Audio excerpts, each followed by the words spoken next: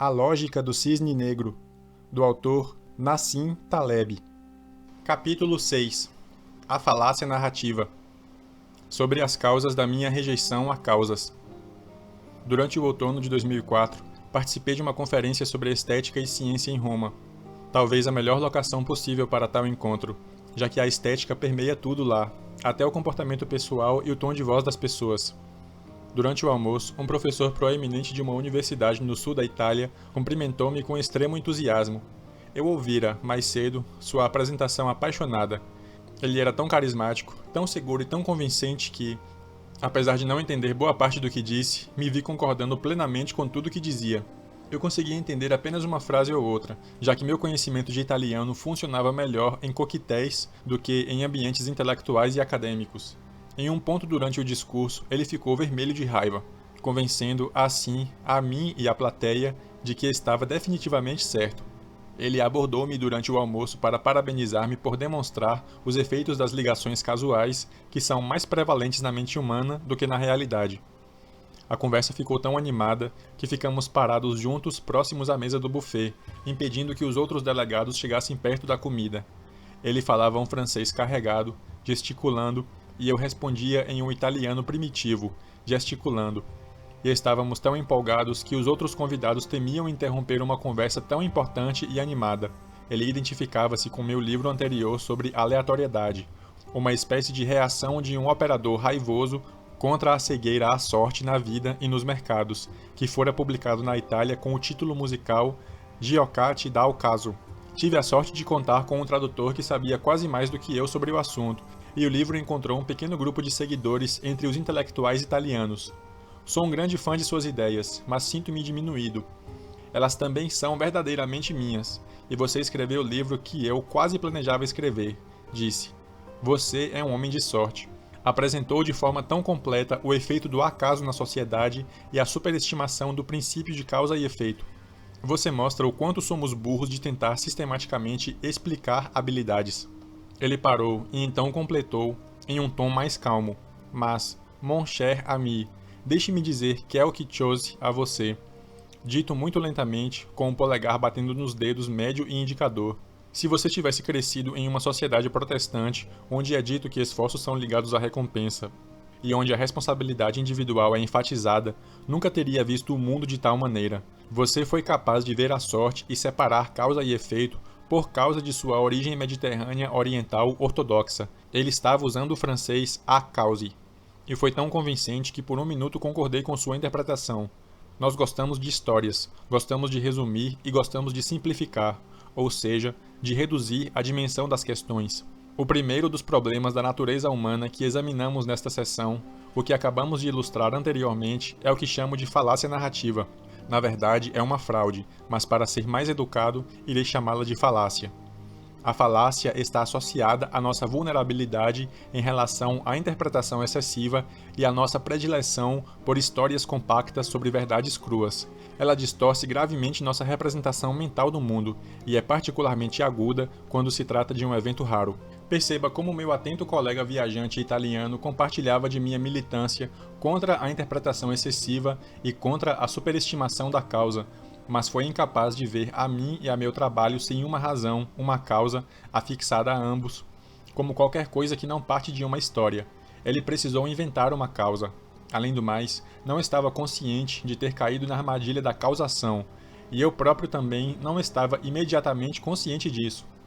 A falácia narrativa aborda nossa capacidade limitada de olhar para sequências de fatos sem costurar uma explicação nelas, ou, equivalentemente, forçar uma ligação lógica, uma flecha de relacionamento sobre elas. Explicações unem fatos, e tornam os fatos mais fáceis de se lembrar, e os ajudam a fazer mais sentido. Essa propensão pode dar errado quando aumenta nossa impressão de entendimento. Este capítulo cobrirá, como o anterior, um único problema, mas aparentemente em disciplinas diferentes.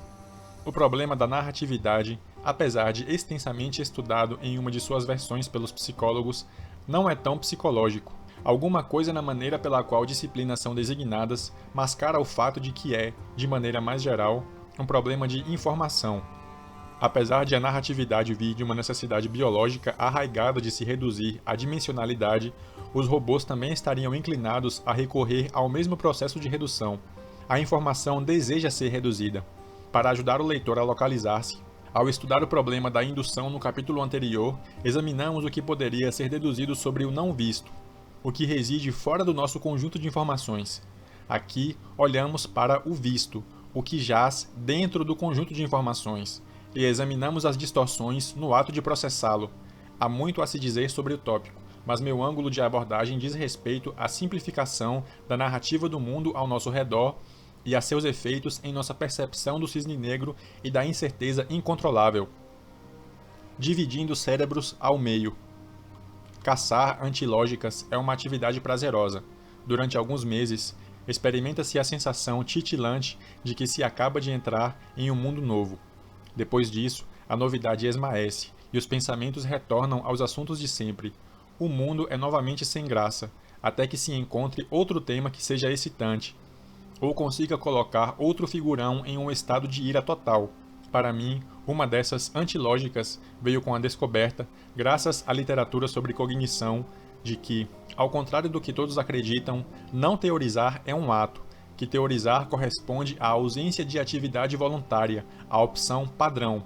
É necessário um esforço considerável para se ver fatos e lembrar-se deles, enquanto se abstém de julgamentos e resiste-se a explicações. E essa doença da teorização está raramente sob nosso controle. Ela é largamente anatômica, parte de nossa biologia, de forma que lutar contra ela exige que se lute contra o próprio ser. Assim, os preceitos dos antigos céticos de se abster de julgamentos vão contra a nossa natureza. Falar é fácil, o que é um problema da filosofia aconselhadora que veremos no capítulo 13. Tente ser um cético verdadeiro em relação às suas interpretações e ficará exausto em pouquíssimo tempo. Você também será humilhado por resistir a teorizar. Existem truques para se alcançar o ceticismo verdadeiro, mas é preciso entrar pela porta dos fundos em vez de se fazer um ataque direto contra você próprio. Mesmo de uma perspectiva anatômica, é impossível para nosso cérebro ver qualquer coisa de maneira crua sem alguma interpretação. Podemos nem sempre estar conscientes disso. Racionalização post-hoc. Em um experimento, psicólogos pediram que mulheres selecionassem entre 12 pares de meias calças de nylon aquelas que preferiam. Então, os pesquisadores perguntaram às mulheres as razões para as escolhas. Textura, sensação e cor estavam entre as razões escolhidas. Todos os pares de meias calças eram, na verdade, idênticos. As mulheres ofereceram explicações adaptadas post-hoc. Será que isso sugere que somos melhores em explicar do que em entender? Vejamos. Uma série de experimentos famosos em pacientes com cérebros divididos oferece-nos provas físicas, ou seja, biológicas, convincentes do aspecto automático do ato de interpretação. Parece que há em nós um órgão que atribui sentido às coisas, apesar de que pode não ser tão fácil observá-lo com qualquer precisão. Vejamos como ele é detectado. Pacientes com cérebros divididos não possuem nenhuma conexão entre os lados direito e esquerdo do cérebro, o que impede que a informação seja compartilhada entre os dois hemisférios cerebrais. Tais pacientes são como joias, raros e inestimáveis para pesquisadores. Você tem, literalmente, duas pessoas diferentes e pode comunicar-se separadamente com cada uma. As diferenças entre os dois indivíduos oferecem alguma indicação sobre a especialização de cada hemisfério. Essa divisão costuma ser resultado de cirurgias para remediar condições mais sérias, como epilepsia grave. Não, os cientistas dos países ocidentais e da maioria dos orientais não têm mais permissão para dividir cérebros ao meio, mesmo que seja em busca de conhecimento e sabedoria. Agora digamos que você tenha induzido alguém com essa condição a executar uma ação, levantar o dedo, gargalhar ou pegar uma pá, para ter certeza de como ele atribui uma razão à ação, quando na verdade você sabe que não há razão para tal além de você ter induzido a ação. Se você pedir ao hemisfério direito, que nesse caso está isolado do lado esquerdo, que execute a ação e depois pedir uma explicação ao outro hemisfério, o paciente invariavelmente oferecerá alguma interpretação. Eu estava apontando para o teto para "eu vi algo interessante na parede", ou se perguntar a este escritor, darei minha resposta usual. porque sou originalmente da cidade grega ortodoxa de Amion, no norte do Líbano, etc. Agora, se você fizer o oposto, ou seja, instruir o hemisfério esquerdo isolado de uma pessoa destra a executar uma ação e perguntar ao hemisfério direito as razões por trás da ação, a pessoa lhe dirá simplesmente: "Eu não sei". Observe que o hemisfério esquerdo é onde geralmente residem a linguagem e a dedução. Aviso o leitor faminto por ciência de que não tente construir um mapa neural. Tudo o que estou tentando mostrar é a base biológica dessa tendência à causalidade, e não sua localização exata. Existem razões para que suspeitemos dessas distinções cérebro direito / cérebro esquerdo e generalizações posteriores da ciência pop sobre personalidade. Na verdade, a ideia de que o cérebro esquerdo controla a linguagem pode não ser tão precisa. O cérebro esquerdo parece ser mais precisamente onde reside o reconhecimento de padrões, e pode controlar a linguagem somente na medida em que a linguagem possui um atributo de reconhecimento de padrões. Outra diferença entre os hemisférios é que o cérebro direito lida com novidades. Ele tende a ver séries de fatos, o específico ou as árvores, enquanto o esquerdo percebe os padrões, o gestalt, o geral ou a floresta. Para ver uma ilustração de nossa dependência biológica por histórias, considere o experimento a seguir. Primeiro, leia isso. Mais vale um pássaro na mão do que dois voando. Você percebe algo estranho? Tente novamente. O cientista do cérebro Alan Snyder, que vive em Sydney, mas tem sotaque da Filadélfia, fez a seguinte descoberta. Se o hemisfério esquerdo de uma pessoa destra for inibido, mais tecnicamente, dirigindo pulsos magnéticos de baixa frequência aos lobos frontotemporais esquerdos, o índice de erro na leitura da frase anterior é reduzido. A propensão a impor sentido e conceitos bloqueia a percepção dos detalhes que formam o conceito. No entanto, se forem dados choques no hemisfério esquerdo das pessoas, elas tornam-se mais realistas, podem desenhar melhor e com mais verossimilhança. Suas mentes tornam-se melhores em ver os objetos por si só, isentos de teorias, narrativas e preconceitos. Por que é difícil evitar a interpretação? É fundamental notar que, como vimos na vinheta do acadêmico italiano, as funções cerebrais frequentemente operam além da percepção. Você interpreta quase tanto quanto executa outras atividades consideradas automáticas e fora de seu controle, como respirar, o que faz com que não teorizar consuma muito mais energia do que teorizar. Primeiro, existe a impenetrabilidade da atividade. Eu disse que boa parte dela acontece além de nossa percepção. Se você não sabe que está fazendo a inferência, como pode deixar de fazê-la, a não ser que permaneça em um estado de alerta constante? E se precisa estar constantemente alerta, isso não é cansativo? Tente fazer isso por uma tarde e veja o que acontece. Um pouco mais de dopamina. Além da história do interpretador do cérebro esquerdo, temos mais evidências fisiológicas de nossa busca enraizada por padrões, graças ao conhecimento crescente acerca do papel de neurotransmissores, as substâncias químicas que supostamente transportam sinais entre partes diferentes do cérebro. Aparentemente, a percepção de padrões aumenta com a concentração da substância dopamina no cérebro. A dopamina também regula o humor e alimenta um sistema de recompensa interno no cérebro. Não é de surpreender que seja encontrada em concentrações um pouco mais altas no lado esquerdo do cérebro de pessoas destras do que no lado direito. Uma concentração mais alta de dopamina parece diminuir o ceticismo e resulta em uma vulnerabilidade maior à detecção de padrões.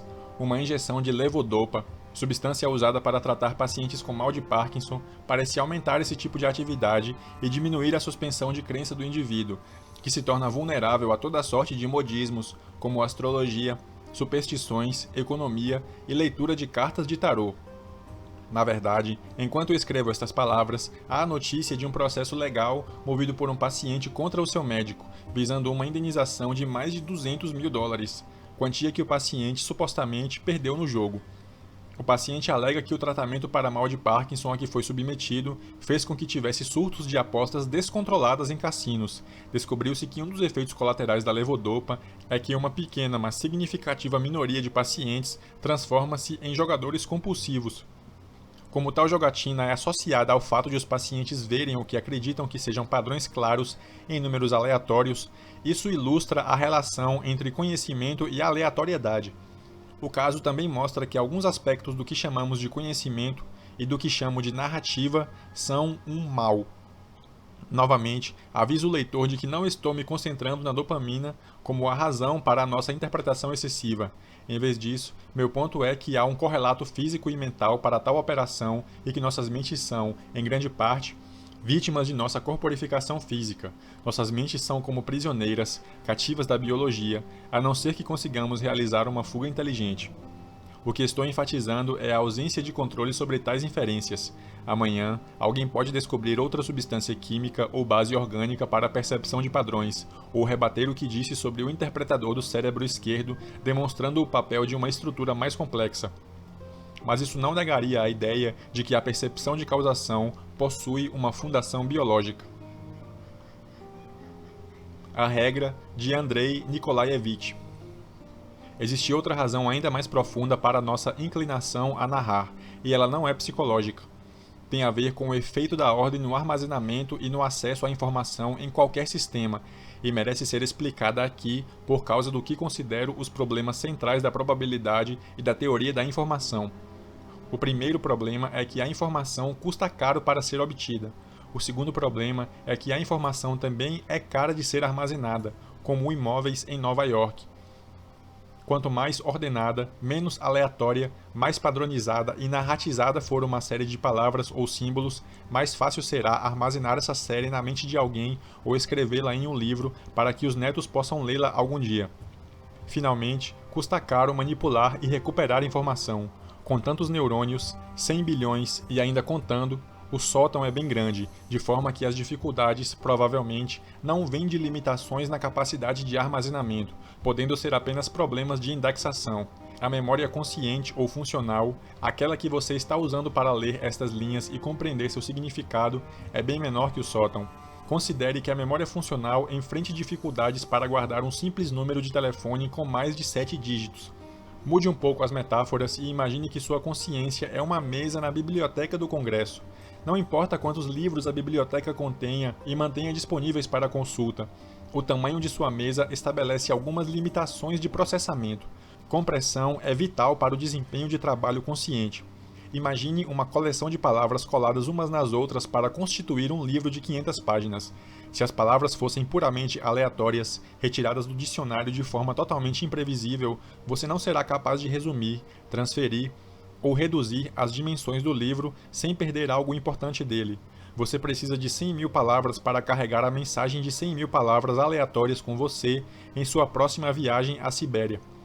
Agora imagine o contrário, um livro preenchido com a frase: o presidente da empresa X é um cara de sorte que estava no lugar certo, na hora certa e reivindica crédito pelo sucesso da empresa, sem fazer qualquer concessão à sorte. Repetida 10 vezes por página, por 500 páginas. O livro inteiro pode ser comprimido com precisão, como acabei de fazer, em 29 palavras, entre 100.000. Você poderia reproduzi-lo com fidelidade total a partir dessa essência. Descobrindo o padrão, a lógica da série, não é mais necessário memorizar tudo. Você armazena apenas o padrão, e como podemos ver aqui, um padrão é obviamente mais compacto que a informação bruta. Você observou o livro e encontrou uma regra. Foi nesse sentido que o grande probabilista Andrei Nikolaevich Kolmogorov definiu o grau de aleatoriedade. Ele é chamado de complexidade de Kolmogorov.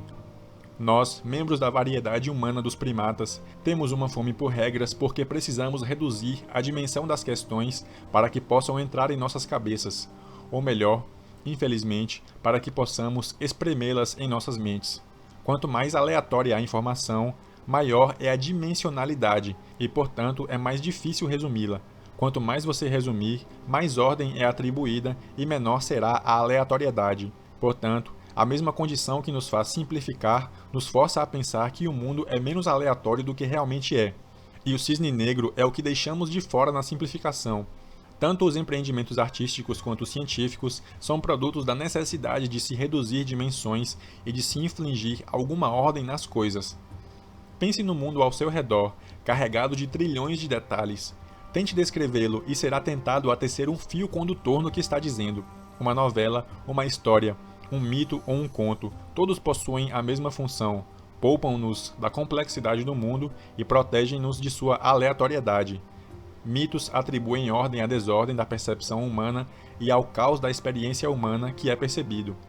Na verdade, muitas disfunções psicológicas graves acompanham o sentimento de perda de controle, a capacidade de compreender do ambiente do indivíduo. Aqui, o platonismo nos afeta de novo. O mesmo desejo de ordem, interessantemente, aplica-se aos empreendimentos científicos, só que, diferentemente da arte, o propósito declarado da ciência é obter a verdade, e não proporcionar uma sensação de organização ou fazer com que você se sinta melhor. Tendemos a usar o conhecimento como terapia. Um modo melhor de morrer. Para ver a força da narrativa, considere a seguinte afirmação: o rei morreu e a rainha morreu. Compare-a com o rei morreu e depois a rainha morreu de tristeza. O exercício, apresentado pelo romancista E. M. Forster, mostra a distinção entre a mera sucessão de informações e uma trama, mas observe a armadilha que há aqui. Apesar de termos acrescentado informação à segunda afirmação, reduzimos efetivamente a dimensão do total. A segunda frase é, de certa forma, muito mais leve de se carregar e mais fácil de ser lembrada. Temos agora uma única peça de informação em vez de duas. Como podemos lembrá-la com menos esforço, podemos também vendê-la a outras pessoas, ou seja, comercializá-la melhor como uma ideia empacotada. Isso, resumindo, é a definição e a função de uma narrativa. Para ver como a narrativa pode levar a um erro na avaliação de probabilidade, faça o seguinte experimento. Dê a uma pessoa uma história de detetive bem escrita. Por exemplo, um livro de Agatha Christie com um punhado de personagens que podem ser plausivelmente considerados culpados. Agora pergunte a ela sobre as probabilidades de cada personagem ser o assassino. A menos que o examinado escreva as porcentagens para manter um controle exato, elas devem somar bem mais do que 100%. Até bem mais do que 200% em um bom livro. Quanto melhor for o escritor da história de detetive, mais alto será esse número. Recordações de coisas não exatamente passadas. Nossa tendência a perceber, a impor, narratividade e causalidade são sintomas da mesma doença, redução de dimensão.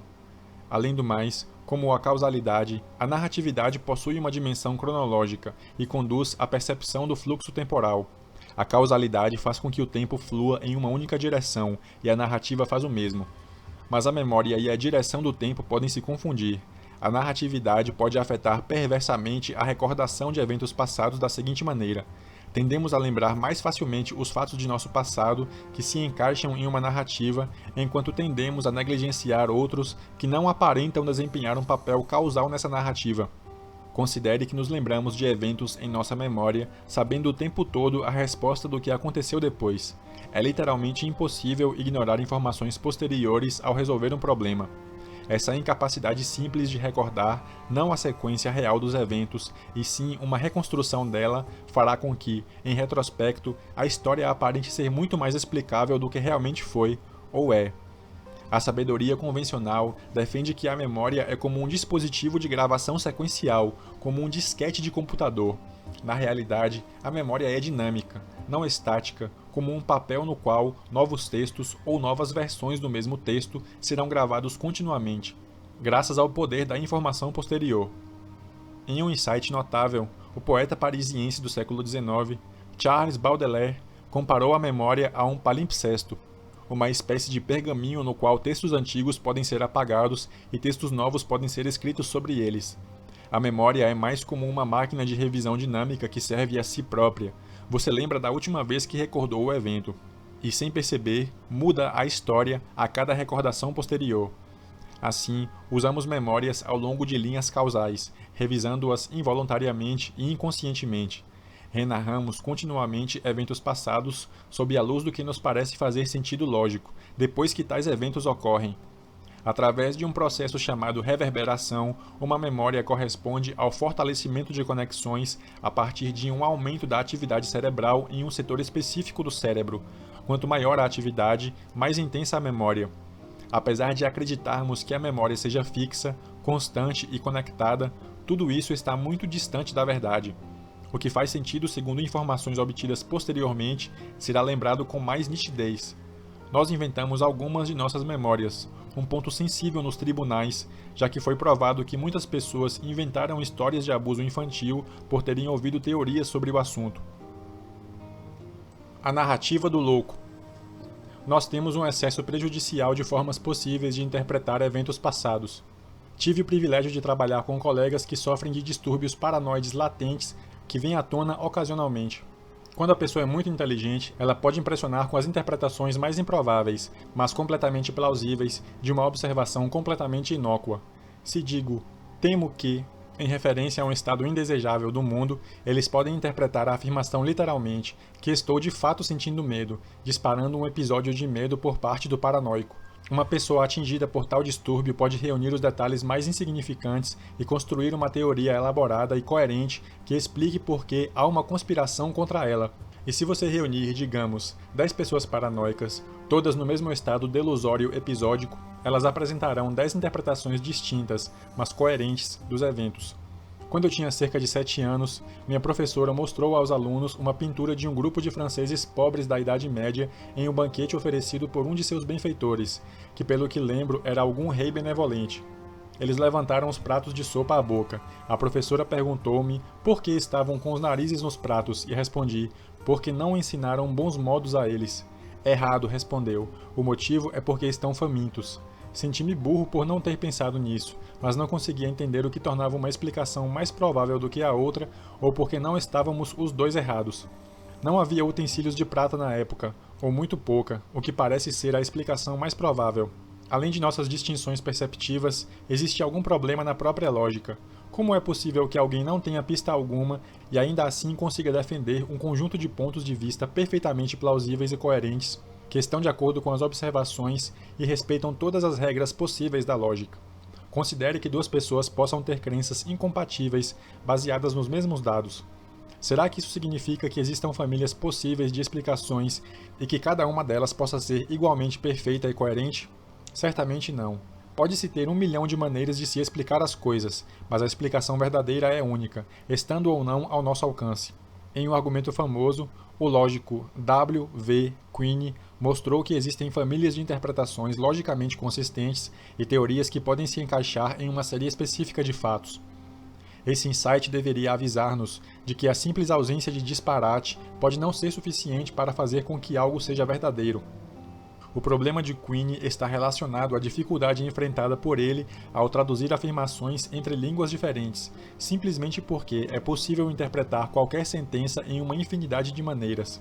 Observe aqui que alguém que se detenha em minúcias pode encontrar um aspecto autoanulatório na escrita do próprio Quine. Pergunto-me como ele espera que compreendamos essa questão específica em uma quantidade não infinita de maneiras. Mas isso não significa que não possamos falar sobre causas. Existem maneiras de se escapar da falácia narrativa, como fazendo conjecturas e realizando experimentos, ou, como veremos na parte 2, infelizmente, fazendo previsões testáveis. Os experimentos psicológicos que discuto aqui fazem isso. Selecionam uma população e realizam um teste.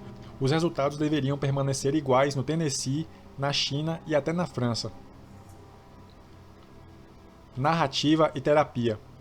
Se a narratividade faz com que vejamos eventos passados como se fossem mais previsíveis, mais esperados e menos aleatórios do que realmente foram, então deveríamos ser capazes de fazer com que isso funcionasse a nosso favor como uma terapia contra algumas das feridas causadas pela aleatoriedade.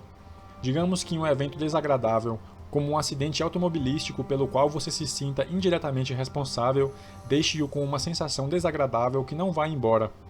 Você é torturado pelo pensamento de que causou ferimentos aos seus passageiros, permanece continuamente consciente de que poderia ter evitado o acidente.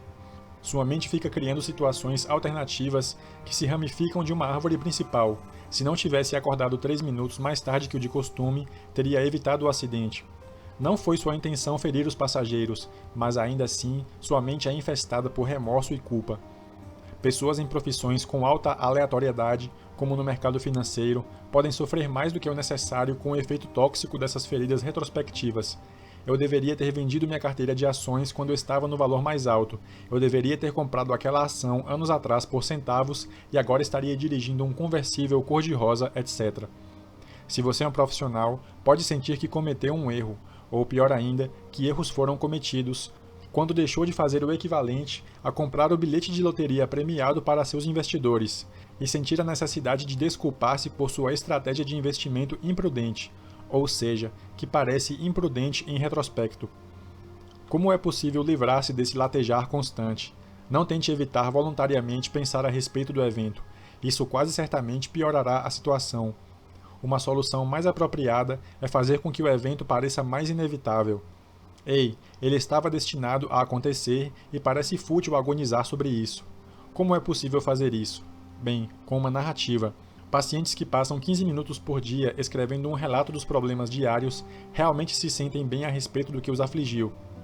Você sente-se menos culpado por não ter evitado certos eventos, sente-se menos responsável.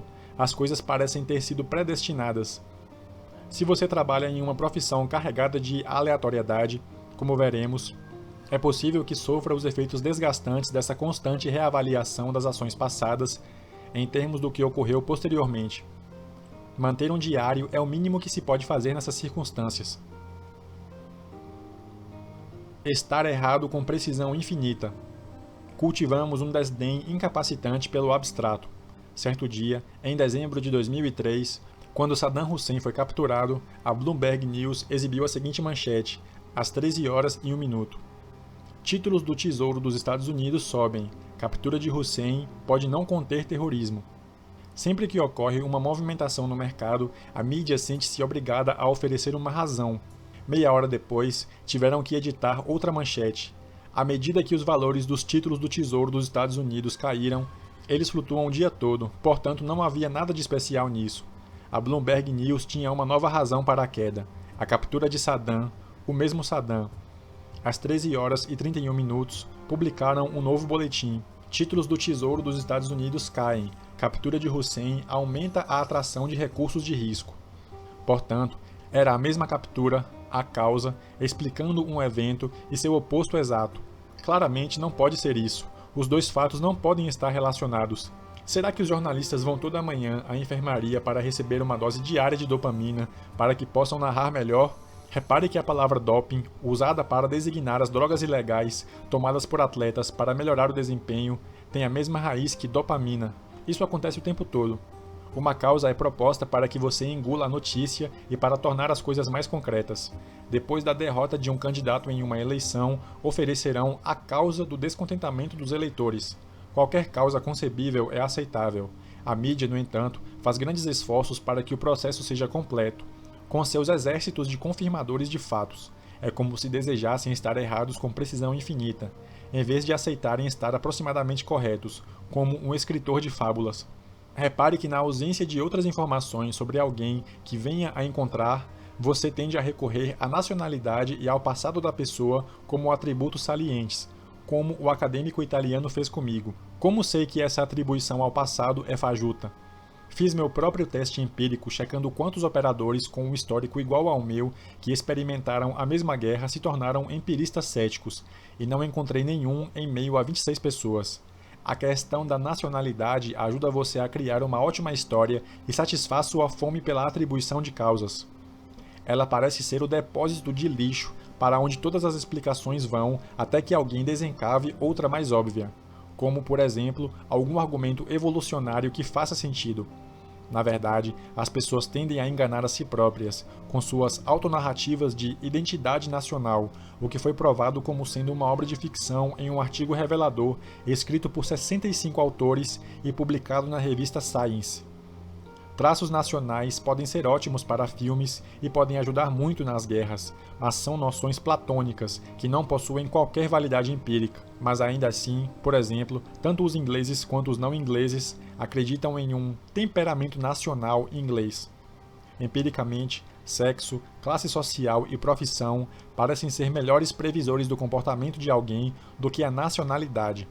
Um homem da Suécia é mais parecido com um homem de Togo do que com uma mulher da Suécia. Um filósofo do Peru é mais parecido com um filósofo da Escócia do que com um faxineiro do Peru e daí em diante. O problema do excesso de causação não reside no jornalista, e sim no público. Ninguém pagaria $1 para comprar uma série de estatísticas abstratas que lembram uma palestra universitária entediante.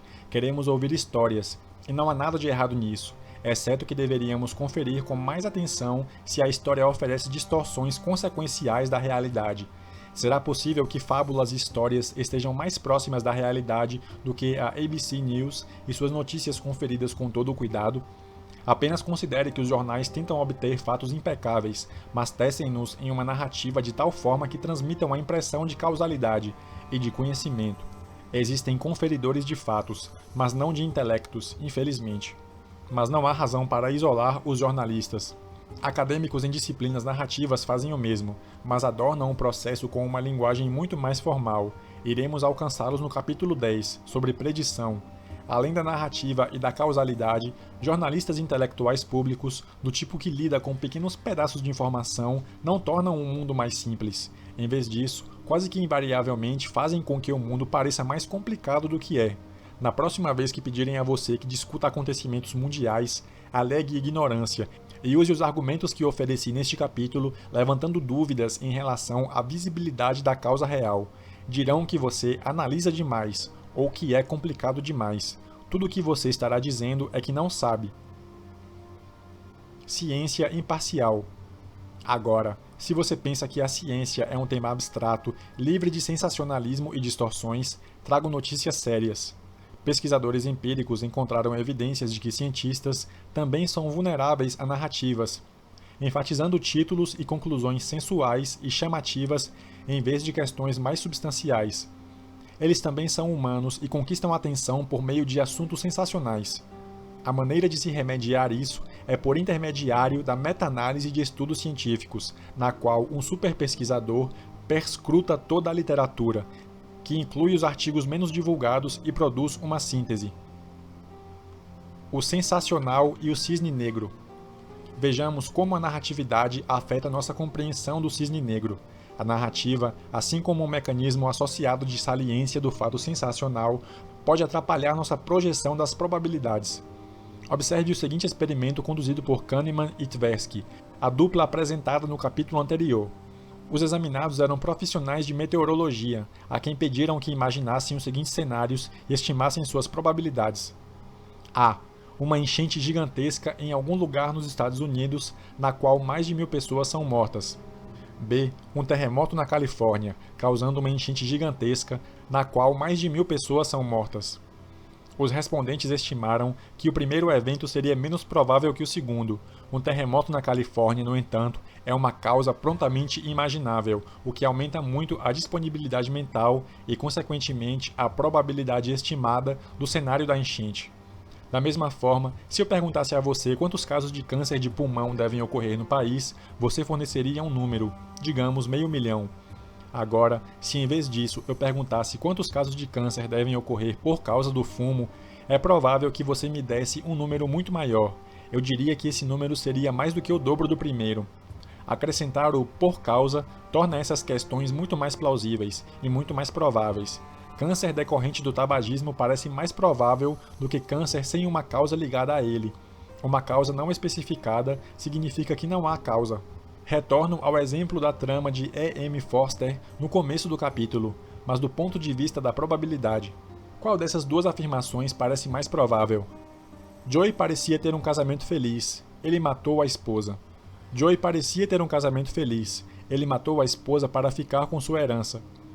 Claramente, a segunda afirmação parece mais provável à primeira vista, o que é puro engano lógico, já que a primeira, sendo mais abrangente, pode acomodar mais causas, como ele ter matado a mulher porque ficou louco, porque ela o traiu com um carteiro e com um instrutor de esqui, porque entrou em um estado delusional e confundiu-a com um previsor financeiro. Tudo isso pode levar a patologias em nossas tomadas de decisão, como: simplesmente imagine que, como foi demonstrado por Paul Slovic e seus colaboradores, as pessoas são mais inclinadas a pagar por seguro contra terrorismo do que por um seguro simples, que cobre, entre outras coisas, o terrorismo. Os cisnes negros que imaginamos, discutimos e que nos preocupam não se parecem com aqueles que provavelmente serão cisnes negros. Preocupamos-nos com os eventos improváveis errados, como veremos a seguir. Cegueira ao cisne negro. A primeira questão sobre o paradoxo da percepção do cisne negro é a seguinte: por que alguns cisnes negros são ampliados por nossas mentes quando o tópico do livro é que, em geral, ignoramos os cisnes negros? A resposta é que existem duas variedades de eventos raros. A. Os cisnes negros narrados, aqueles que estão presentes no discurso corrente e sobre os quais você provavelmente ouvirá a respeito na televisão. E B. Aqueles sobre os quais ninguém fala, pois fogem dos modelos, aqueles que você sentiria vergonha de discutir em público porque não parecem plausíveis. Posso dizer com segurança que faz parte da natureza humana que as incidências de cisnes negros sejam superestimadas no primeiro caso e gravemente subestimadas no segundo. Na verdade, os compradores de bilhetes lotéricos superestimam as chances de ganhar porque visualizam uma recompensa muito grande.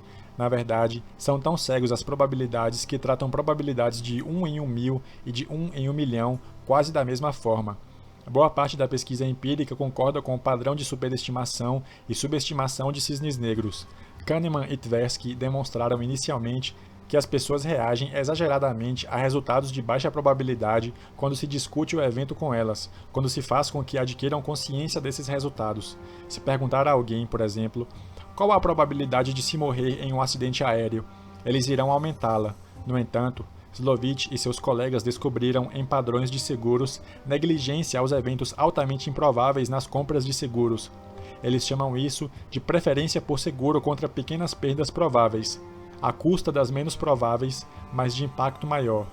Finalmente, depois de anos procurando por testes empíricos de nosso desprezo pelo abstrato, encontrei pesquisadores em Israel que fizeram os experimentos que eu estava esperando. Greg Barron e Ido Erev oferecem evidências experimentais de que agentes minimizam pequenas probabilidades quando se envolvem em experimentos sequenciais nos quais eles próprios derivam as probabilidades quando não lhes fornecem as probabilidades. Se você retirar uma bola de uma urna com um número muito pequeno de bolas vermelhas e um número grande de bolas pretas, e se não possui ideia das proporções relativas, é provável que subestime o número de bolas vermelhas. É apenas quando lhe fornecem a frequência das bolas vermelhas, digamos, informando-o de que 3% das bolas são vermelhas, que você a superestima na decisão de sua aposta. Passei muito tempo me perguntando como podemos ser tão míopes e imediatistas e ainda assim consigamos sobreviver em um ambiente que não é inteiramente do mediocristão. Um dia, observando a barba grisalha que me faz parecer 10 anos mais velho do que sou e pensando sobre o prazer que tenho em exibi-la, percebi o seguinte: o respeito pelos mais velhos em muitas sociedades pode ser um tipo de compensação por nossa memória de curto prazo. A palavra senado vem de senatus, que significa envelhecido em latim. Sheikh, em árabe, significa igualmente um membro da elite dominante, e ancião. Anciões são repositórios de aprendizado indutivo complicado que incluem informações sobre eventos raros. Anciões podem nos assustar com histórias. É por isso que ficamos superexcitados quando pensamos sobre um cisne negro específico. Fiquei animado ao descobrir que isso também é verdade no reino animal. Um trabalho publicado na Science mostrou que matriarcas de elefantes desempenham o papel de superconselheiras sobre eventos raros. Aprendemos por meio da repetição, à custa de eventos que não aconteceram anteriormente. Eventos que são não passíveis de repetição são ignorados antes de ocorrerem e superestimados depois, por algum tempo. Após um cisne negro, como o 11 de setembro, as pessoas esperam que ele volte a ocorrer, quando na verdade as chances disso ocorrer foram incontestavelmente reduzidas. Gostamos de pensar sobre cisnes negros específicos e conhecidos, quando na verdade a própria natureza da aleatoriedade reside em sua abstração. Como disse no prólogo, ela é a definição errada de um Deus. O economista Hyman Minsky vê os ciclos de exposição a riscos na economia respeitarem um padrão.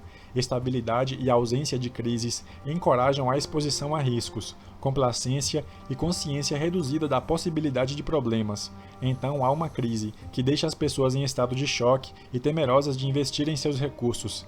Estranhamente, tanto Minsky e sua escola, chamada de pós-keynesiana, quanto seus oponentes, os economistas libertários austríacos, fizeram a mesma análise, só que o primeiro grupo recomenda a intervenção governamental para amenizar o ciclo, enquanto o segundo acredita que servidores civis não deveriam ser escolhidos para lidar com tais questões. Enquanto as duas escolas de pensamento parecem lutar entre si, ambas enfatizam a incerteza fundamental e posicionam-se alheias aos departamentos econômicos mais convencionais, apesar de possuírem grandes números de seguidores entre homens de negócios e não acadêmicos. Sem dúvida, essa ênfase na incerteza fundamental incomoda os platonizadores. Todos os testes de probabilidade que discuti nesta sessão são importantes. Mostram como somos enganados pela raridade dos cisnes negros, mas não pelo papel desempenhado por eles no agregado, seu impacto. Em um estudo preliminar, o psicólogo Dan Goldstein e eu submetemos estudantes da London Business School a exemplos de 2 domínios, mediocristão e extremistão. Selecionamos altura, peso e número de visitas por website na internet. Os analisados foram bons em avaliar o papel de eventos raros em ambientes nos moldes do mediocristão, mas suas intuições falharam quando se tratava de variáveis alheias ao mediocristão, mostrando que somos efetivamente inábeis na estimação intuitiva do impacto do improvável, como a contribuição de um grande best-seller à venda total de livros. Em um experimento, eles subestimaram em 33 vezes o efeito de um evento raro.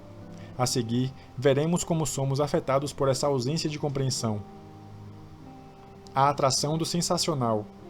Na verdade, informações estatísticas abstratas não oscilam tanto quanto a anedota, independentemente do nível de sofisticação da pessoa.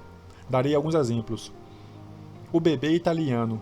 No fim da década de 1970, um bebê caiu em um fosso na Itália. A equipe de resgate não conseguiu tirá-lo do buraco e a criança permaneceu no fundo do poço, chorando sem parar. Compreensivelmente, a Itália inteira acompanhava os frequentes boletins de notícia. Os gritos da criança provocavam pontadas agudas de culpa nos membros da equipe de resgate, impotentes, e nos repórteres. Seu retrato foi exibido com destaque em revistas e jornais, e mal era possível caminhar pelo centro de Milão sem ser lembrado de sua provação. Enquanto isso, a guerra civil prosseguia ferozmente no Líbano, com intervalos ocasionais no conflito. Em meio à própria confusão, os libaneses também ficaram absortos pelo destino da criança italiana. A 9 quilômetros de distância, pessoas morriam vítimas da guerra e cidadãos eram ameaçados por carros-bomba. Mas o destino da criança italiana estava entre os principais interesses da população do bairro cristão de Beirute.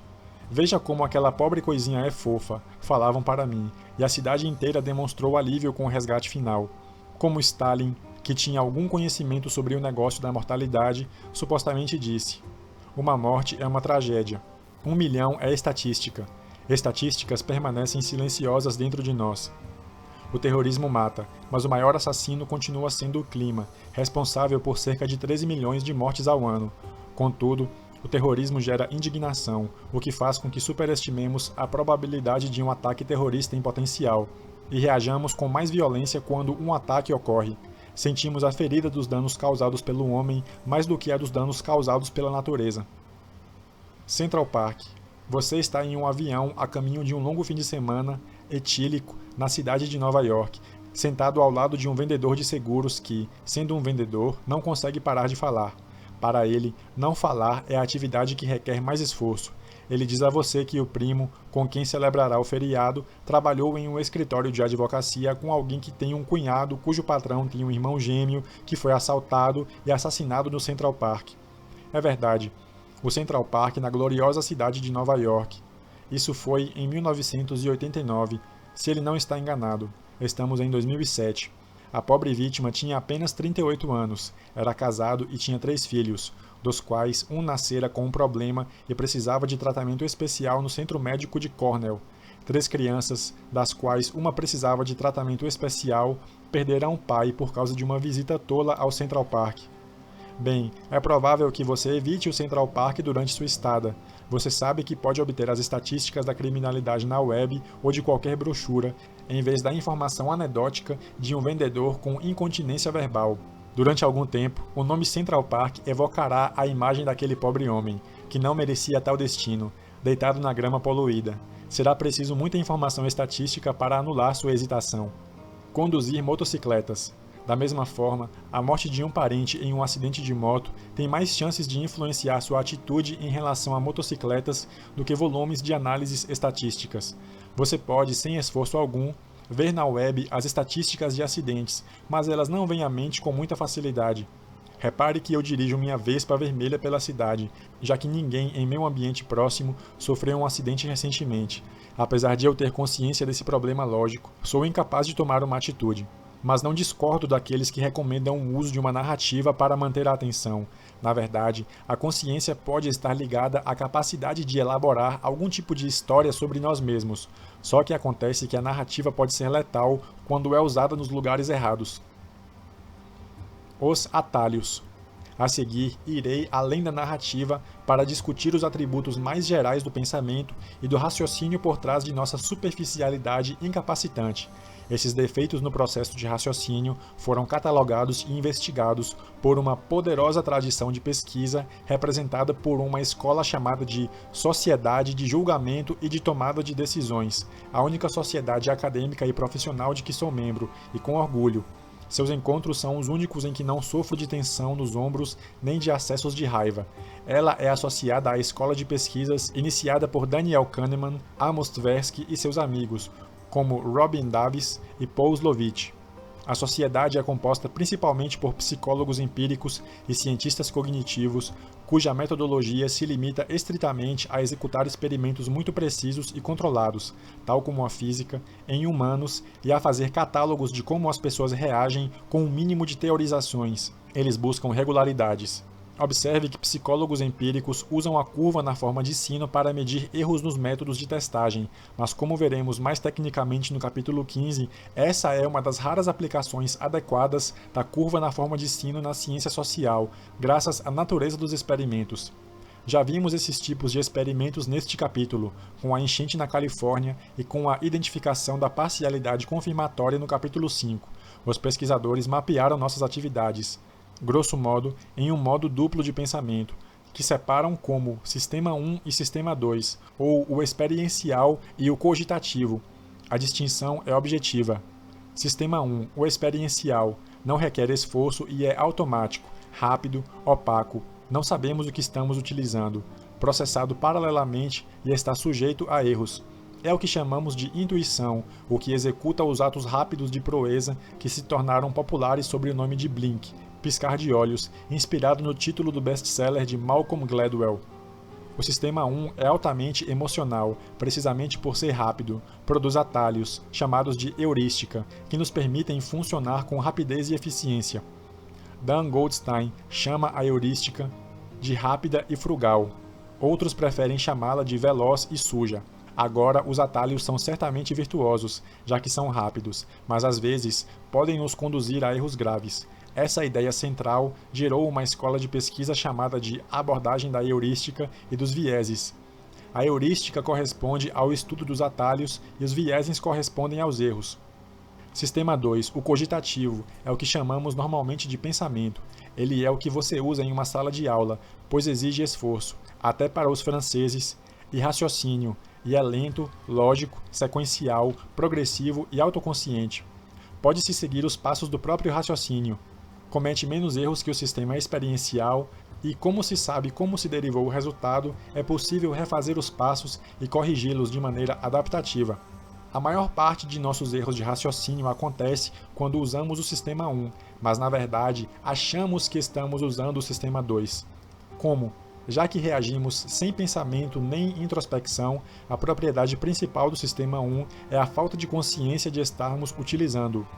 Lembre-se do erro de ida e volta, nossa tendência a confundir nenhuma evidência de cisnes negros com evidência de nenhum cisne negro. Ele demonstra o sistema 1 em funcionamento. Você precisa fazer um esforço, sistema 2, para anular a primeira reação. Claramente, a Mãe Natureza faz com que você utilize o rápido sistema 1 para livrar-se de problemas, para que você não se sente e reflita se realmente existe um tigre o atacando ou se é uma ilusão de ótica. Você corre imediatamente, antes de se tornar consciente da presença do tigre. As emoções são consideradas a arma que o sistema 1 usa para direcionar-nos e forçar-nos a agir rápido. Ele media a anulação de erros muito mais eficientemente do que nosso sistema cognitivo. Na verdade, neurobiólogos que estudaram o sistema emocional mostram como ele costuma reagir à presença do perigo muito antes de que tenhamos consciência dele. Sentimos medo e começamos a reagir alguns milissegundos antes de perceber que estamos encarando uma cobra. Boa parte do problema da natureza humana reside em nossa incapacidade de usar muito o sistema 2, ou de usá-lo de forma prolongada, sem que se precise tirar longas férias na praia. Além disso, costumamos simplesmente nos esquecer de usá-lo. Cuidado com o cérebro. Observe que os neurobiólogos fazem, grosso modo, uma distinção similar à que é feita entre o sistema 1 e o sistema 2, só que operam segundo linhas anatômicas. Essa distinção estabelece diferenças entre partes do cérebro, a parte cortical, que supostamente usamos para pensar e que nos distingue dos outros animais, e o cérebro límbico, de reação rápida, que compartilhamos com outros mamíferos e é o centro das emoções. Como empírico cético, não quero ser o peru, de forma que não quero me concentrar somente em órgãos específicos no cérebro, já que não observamos muito bem as funções cerebrais. Algumas pessoas tentam identificar o que se chama de correlatos neurais, por exemplo, das tomadas de decisões, ou mais agressivamente, os substratos neurais da memória. O cérebro pode ser um equipamento mais complicado do que pensamos. Fomos enganados repetidas vezes no passado por sua anatomia, mas podemos, contudo, calcular regularidades executando experimentos precisos e completos sobre como pessoas reagem sob certas condições e manter um registro do que observamos. Para um exemplo que justifique o ceticismo em torno da confiabilidade incondicional da neurobiologia e vingue as ideias da escola empírica de medicina a qual Sextus pertencia, consideremos a inteligência dos pássaros. Li diversas vezes em vários textos que o córtex é onde os animais pensam e que criatura com os maiores córtices são as mais inteligentes. Nós, humanos, temos o maior córtex, seguidos por executivos de bancos, golfinhos e nossos primos, os macacos. Bem, acontece que alguns pássaros, como os papagaios, possuem um alto nível de inteligência, equivalente ao dos golfinhos, mas que a inteligência dos pássaros está correlacionada ao tamanho de outra parte do cérebro, o estriato.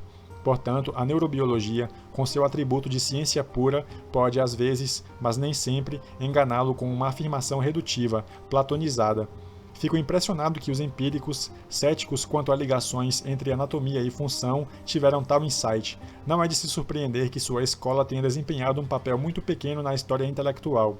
Como empirista cético, prefiro os experimentos da psicologia empírica aos exames de ressonância magnética com base em teorias dos neurobiólogos, mesmo que os primeiros aparentem ser menos científicos para o público. Como evitar a falácia narrativa? Concluirei dizendo que a incompreensão do cisne negro pode ser largamente atribuída ao uso do sistema 1, ou seja, de narrativas, e ao sensacional, assim como o emocional, que nos impõe um mapa errado da probabilidade dos eventos. No dia a dia, não somos suficientemente introspectivos para que percebamos que compreendemos um pouco menos do que está acontecendo do que seria justificável a partir de uma observação imparcial de nossas experiências. Também tendemos a esquecer a noção dos cisnes negros logo após a ocorrência de um deles, já que são abstratos demais para nós, concentrando-nos, em vez disso, nos eventos específicos e vívidos que nos ocorrem facilmente. Nós nos preocupamos com cisnes negros, só que com os errados. Deixe-me inserir o mediocristão nisso. No mediocristão, as narrativas parecem funcionar. O passado provavelmente cederá à nossa inquisição, mas não no extremistão, onde não há repetição e onde é necessário suspeitar constantemente do passado furtivo e evitar a narrativa fácil e óbvia. Considerando que tenho vivido basicamente privado de informações, senti com frequência que vivo em um planeta diferente do dos meus colegas, o que, às vezes, pode ser doloroso ao extremo. É como se tivessem um vírus controlando seus cérebros que os impede de ver as coisas diretamente. O cisne negro depois da esquina. A maneira de se evitar os males da falácia narrativa é preferir a experimentação a contar histórias, a experiência à história e o conhecimento clínico às teorias. Certamente, o jornal não pode conduzir um experimento, mas pode escolher um relatório e não outro. Existem pesquisas empíricas suficientes que se pode apresentar e interpretar, como estou fazendo neste livro. Ser empírico não significa manter um laboratório no porão, é apenas uma predisposição mental que prefere certa classe de conhecimento a outras. Não me proíbo de usar a palavra causa, mas as causas que discuto são especulações ousadas, apresentadas como tais ou resultados de experimentos, não histórias. Outra abordagem é fazer previsões e manter uma tabela do que foi previsto. Finalmente, pode haver uma forma de se usar uma narrativa, mas por um bom motivo. Somente um diamante pode cortar um diamante. Podemos usar nossa capacidade de convencer com uma história que transmita a mensagem certa, o que os contadores de história parecem fazer. Até agora discutimos dois mecanismos internos por trás da cegueira aos cisnes negros, a parcialidade confirmatória e a falácia narrativa. Os próximos capítulos abordarão um mecanismo externo, um defeito no modo como recebemos e interpretamos eventos registrados e um defeito na maneira como agimos em função deles.